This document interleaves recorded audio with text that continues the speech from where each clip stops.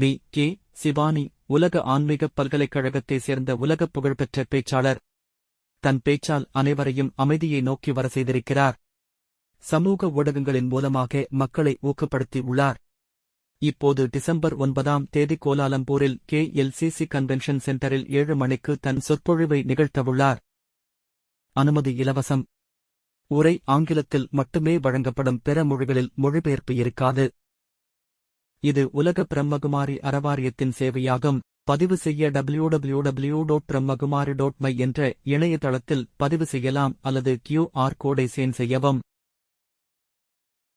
Penang மாநிலத்தில் பெரிய அளவிலான போக்குவரத்து திட்டங்கள் செயல்படுத்தப்படவுள்ளது. போக்குவரத்து துறை அமைச்சர் அந்தோனி லோக் அறிவிப்பு. துரித மேம்பாடடைந்த ஒரு மாநிலமாக பினாங்கு மாநிலம் திகழ்ந்து வருகின்றது. யுனெஸ்கோவால் தேர்வு செய்யப்பட்டுள்ள பினாங்கு மாநிலம் பொருளாதாரத்துறையிலும் மேன்மையடைந்துவிட்ட சரித்திர புகழ் பெற்றதாகும்.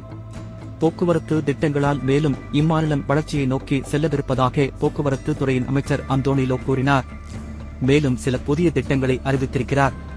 அவைகளில் முதலாவதாக அனைத்துலக விமான நிலையத்தை மேலும் விரிவுபடுத்துதல் ஆகும். வருடத்திற்கு 6 மில்லியன் மக்கள் பயன்படுத்தும் இந்நிலையம் அடுத்த கட்டத்தில் 12 மில்லியன் மக்கள் பயன்படுத்தக்கூடிய அளவில் பெரிய விமான நிலையமாக கொண்டிருக்கும் என்றார். இரண்டாவது திட்டமாக LRT ரயில் சேவைகள் தீவிலும் செபராந்திரை பெருநிலத்திலும் அமைப்பதாகும். இதன் மூலம் பொருளாதாரத்திலும் மாநிலம் அவரது வளர்ச்சி காணும் என்றார். இதுபோன்ற திட்டங்களின் வழி மாநிலத்தில் வேலைவாய்ப்புகளும் அதிகரிக்கக்கூடும் என அவர் தெரிவித்தார்.